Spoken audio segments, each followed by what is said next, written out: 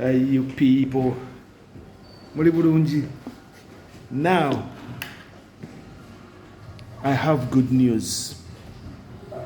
Come close. I have good news. Kegus has good news, people. Kegus storylines. And I'm excited. You know, I always tell you, out of something bad, something good comes out. I did a video, 45-minute video on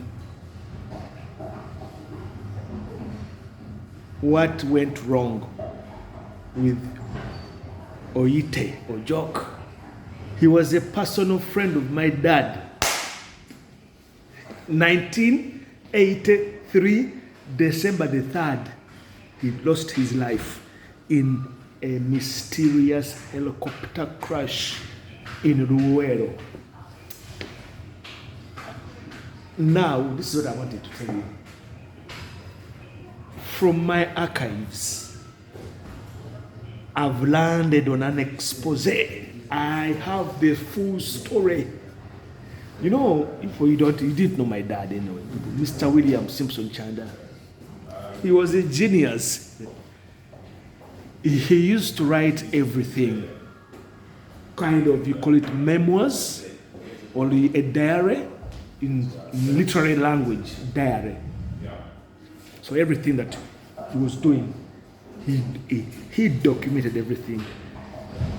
To the point that in 1990, let me give you this one before we go back to what I'm going to tell you. When he took ill, he forcibly discharged himself after spending lots of money at Dr. Sir Albert Cook Hospital in Mengo. What was they had to extend and do a private wing, super VIP wing for the rich people. He could have gone to Mulago because Mulago also has a VIP, Mulago Hospital.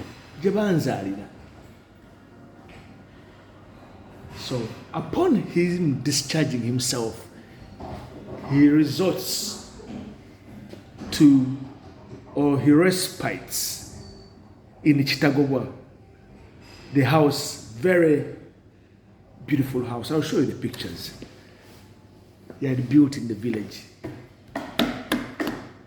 He wrote 40 pages about his life and what was hidden from him. Many people didn't know these things. I was being enthroned as the heir. And then the lawyers and everything, they read out that dossier. People were shocked. We shall come to the chapter of what happened thereafter, the ramifications of that later. He was young, and I still can't fathom how he was able to put his thoughts together. He was young, 30s. Now, we are going to enjoy these revelations. Because these things are not told the way they were on account. My dad had been in the coffee business. Coffee in Uganda, there was what they called the coffee boom in the 70s. Before the formation of Coffee Marketing Board, Idi Amin had opened up what he termed Africanization. Who better placed would have dealt with that? My dad and his friends. Get me? His friends. They were talking about mafuta mingi. Abavuganga Benz. Mango Boys Club. Bagagawala nyo. There was an airlift of coffee nga bamuteeka ne ku nnyonyi njaba story eyo nayo Kofi ng'ava e Uganda ku nnyonyi kago. Then the same plane would come to UK, load up cows, Uganda yali enyuma, and then bring them to Uganda. The Uganda rancher's skin, tata wange yagirimu. Byena template babukalasa bye baali basomye ne babatwala ne Soviet Union ati bagenda kukosa template y'obote. You know, there was a treaty of Yalta in Yugoslavia. It was a roadmap centered around socialism. The national politics, the conference at Yalta, they had this vision that they wanted to attach Africa. Okay, mwagala Pan-Africanism, but we can give you a revised hybrid. Mufuna bulungi nnyo. Ekintu nga mukinyumunguzaamu, you rinse it out and then give it to people. Kati Oyite Ojok yajje Sandhurst, yali mu Uganda ame. Umwogera ku bakasirye eggwanga be mumanyi bokka. There were many people who were in the army of Idi Amin. Ani aleta Idi Amin? Obote. Then 71. You see, it's still the army. But the story of Oyite Ojok is very humble. He rose through the ranks. But by 1979, bali Tanzania kikosi maalum nga birimu ne bomba Tito Okello. Mukimanyi nti Tito Okello ya launching offensive ya kikosi maalum n'Abatanzania nga bajja okujjako Idi Amin. Hey, you people, you don't know these things. Kamubimanyi. Tata wange yabiwandiika. Nina facts zange zebesingako nyingi nnyo. Ffe twali Nairobi nga tugenze mu Excel. The elites be basooka okudduka. Olwo bakomezaawo baleese Yusuf Lule yali wano London ng'asomesa. Was a professor. Kiraba? Yusuf Lule. Agenda kukwatagana naani? Ne Museveni. Kakati mutemanyi Museveni wawe ayingirira ekintu. Afuuke Minister of Defense. Military Commission, Uncle Paulo Muwanga, Uncle Paul. Uncle Paul had been an ambassador to France. I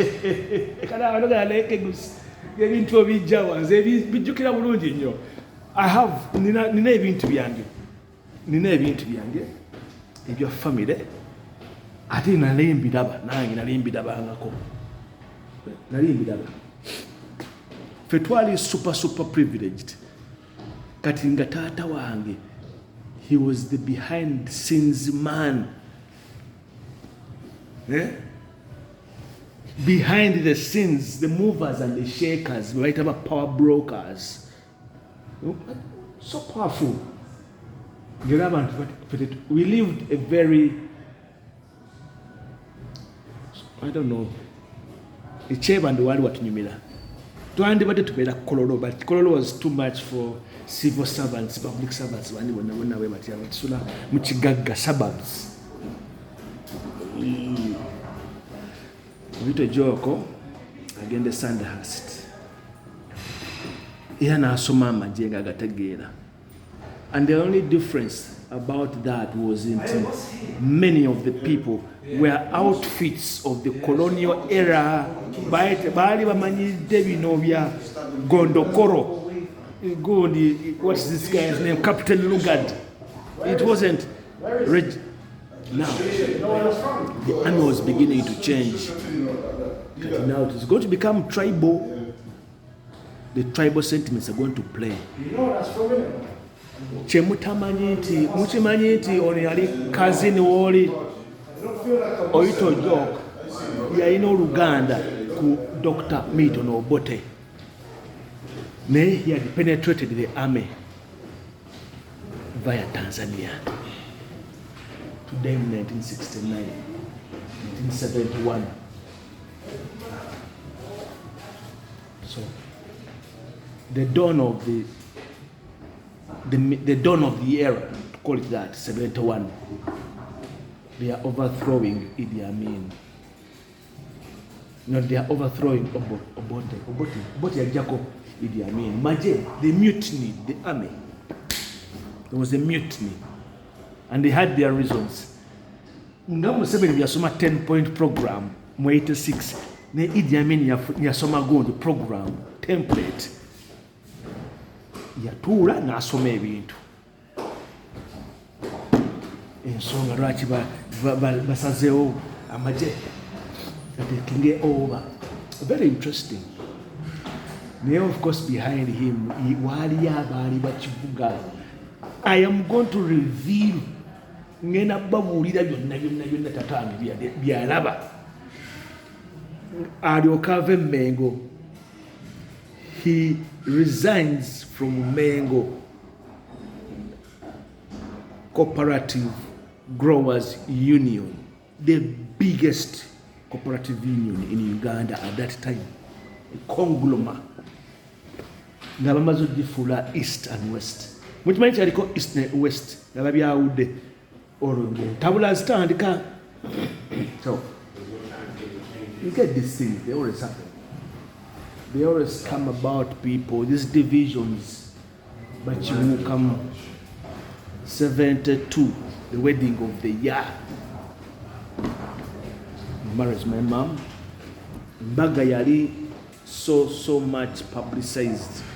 Engoye ezava London, Mercedes Benz ezava Kenya, ba Charles Njonjo. Zino wezi zikajambi ezo za black. Hey! So bebanyumirwa 70s baiva mu mafuta mingi. Nga Amin tasobola bakwata ku yali abeetaaga. Remember kati yali agubya abayindi. Expulsion of the Indians. Kati olwo the disgruntled people abali mu UPC youth wing. They were Oyite Ojok, 69. Kaliba basomyeko. I'm going to give you all those details. Akati by 77, 78 bali Tanzania. Akati mugenda kumbuuza ani yamutwala okusoma Sandhurst. Ani atwala Oyite Ojok okusoma Sandhurst. And when? Kati 79 bajjako Idi Amin. Overthrowing Idi Amin was an inside job. Bamutomeza. It was an inside job. Because hadn't Tanzania gotten an excuse to wage war against Uganda, Amin would still be the president. Naye kasite akola mistake. And the fallout of the East African community. 77. Idi Amin inaachiwa. Kati he had the vendetta. Nyerere Idi Amin nanadi. If I get a chance, kati olonga bali in cahoot. Nobody. Mwete mumanyi bintu bino kegusi ngenda bawe nina bili webit. Nina kumana bisoma bulungi byo. Yoke mbayire. So my first time fetwabera ku Nile Mansions ejimita sujeni kati ya Serena Hotel awalandinga on helicopters wanseri. Ezo helicopters zingena babulia because Uganda had an embargo and they were bought through a third party. A Canadian, among others, who have a deal, but they were very, very expensive Bell helicopters. Was it years? Yeah. You know, but bajja mu 80 azisangawo ng'ebbiri zaatuuka. The other two are still in consignment, and then they were handed over to the army. Brigades and everything, with division and a helicopter, I think a division and whatever. But me, what I remember vividly was 2 helicopters, Bell 52. You have a dragon and Nail Mansion Zao, Dimuto, Nemu P2 P3. Nina mtata wange. Etambulanga nange. Mskawe. So, chembageza ko bagamba ati, my dad had privileged access in the politics of the day. Kamba we yakalala. Mu 1979, bota kuma mu 1980 for the general elections. Uncle Paulo Muwanga bwatuukire Bushenye bubimanye bye Bushenye Nyamurunga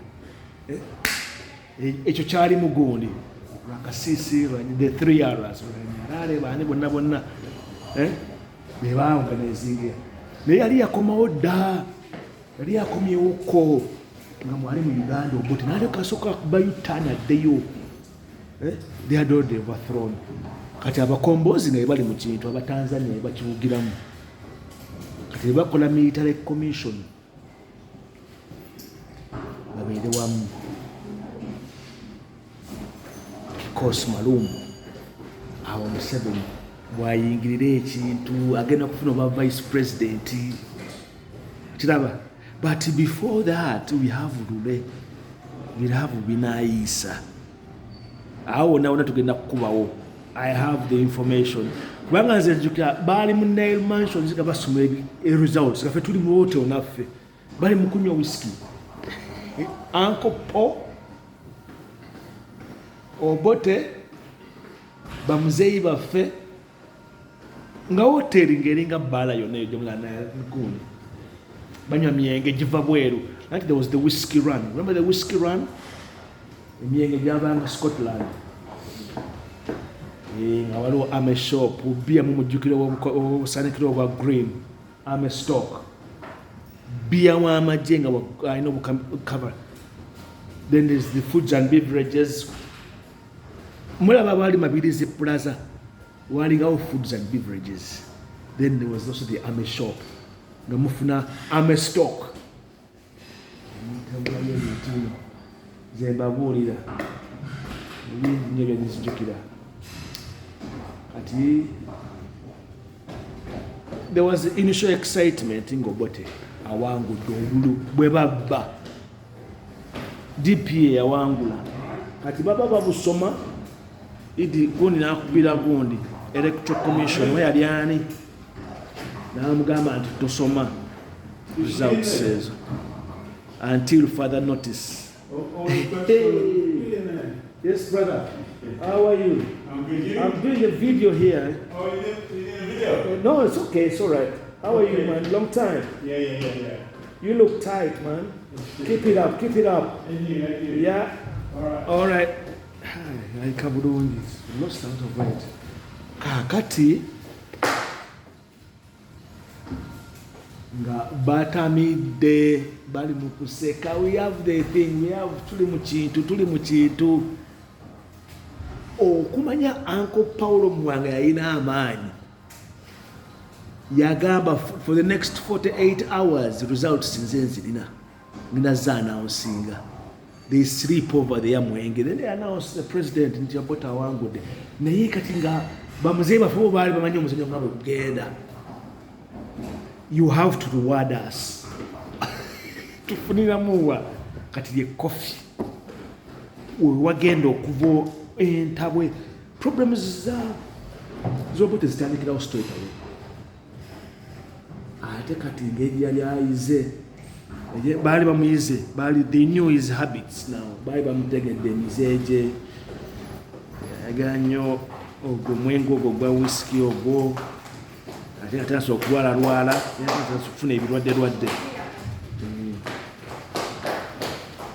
okufuna ebirwadde. So our Bazayis were rewarded.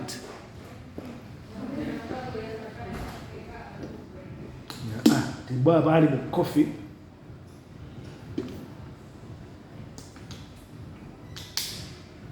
marketing board.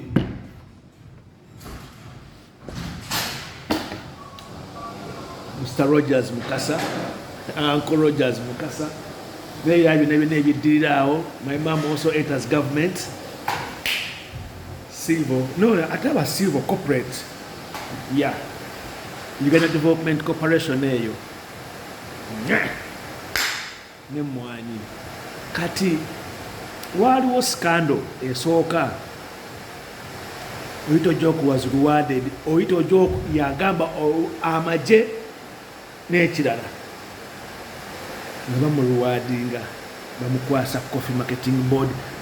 Uncle Rogers gye yali asetinze up from the template of 1970 viewing Akiamungu.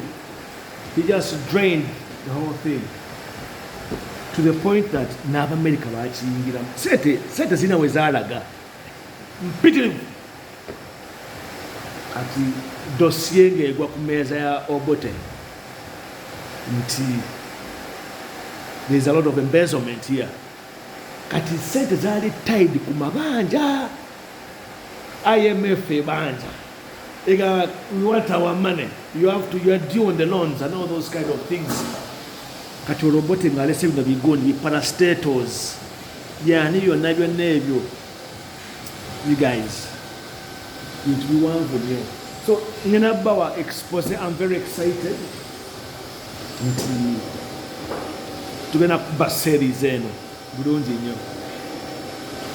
Yeah, what went wrong, kyekyaliwo temubimanyi kyekyaliwo, ani yateeka akantu mu helicopter kubanga yali agenzi n'akuba offensive erweru baali bakomawo nga offensive baba enkambi z'abayeekera. Mumanyi kye bayita scotch earth method.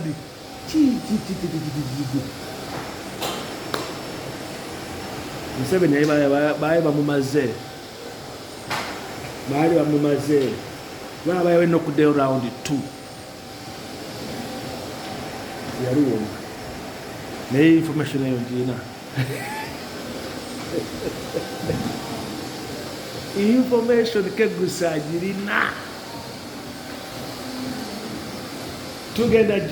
tugenda gifuna bulungi nnyo. You sit tight people, mutule mukalire. Kati ate nze this is the untold story. Untold. Tata wange yali mumwanyi, was a very big person in coffee. Twalina ebyuma ebyo ebikuba emwanyi eyo yonayona eruweero yonayona nga mulezijja zinaalaba General Coffee Merchants.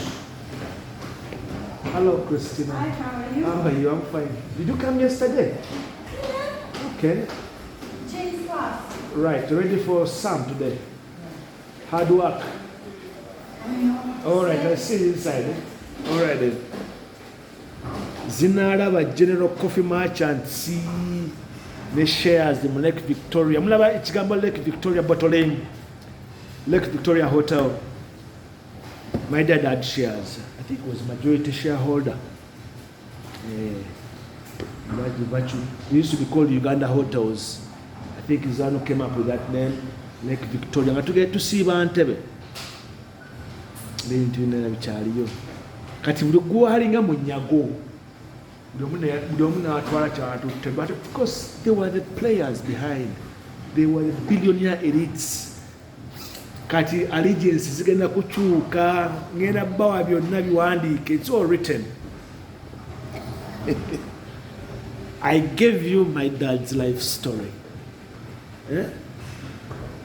Where we broke down his life.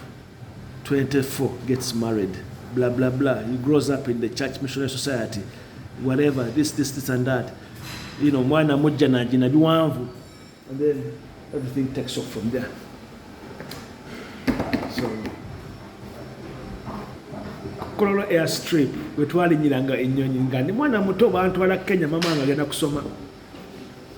Kololo airstrip, nga walandingawo babitanga bufoka friendship. Bino ebintu ga Uganda ng'erimu abantu abatali ba, I think it was a template, a colonial template. Kampala yali divided before independence, even post-independence. Nga mulina okubeera n'ekibali. Temubimanyi eyo nene tebabyongerako. Ekibali mukimanyi, permit. Abaddugavu mukoma Katwe, sijui wansi eno, Nakivubo, eno waggulu temujjaayo. There was a ring fence around. You look at the road, Kampala Road. Now we lugenda. From above, we call a Google search, whatever. It will show you the boundaries. Paka, Kamo, Chabukoto, Tinda, that road. You see that one. But anyway, Mulinda's story. Together, I have got the dossier. Mr. the late Ojok, he was yajanga nawaka tambula ne sente mu motoka mu jeep bwati kisawo nga bakirinnyeko mu kirinyi wati mwetemulabye ku bintu. You have not seen maje people. Natambula ne jeep nga kuliko gye bayita engala bwetu waggulu. Omwana agirika agitambuza iyo Ojok olunaku lwe yafa Kampala yasanyalala.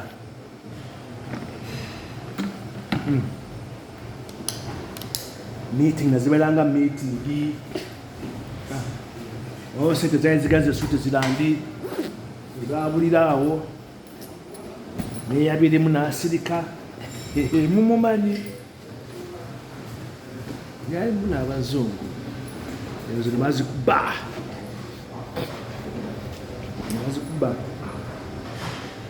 naye nga byalimu powers z'amaanyi.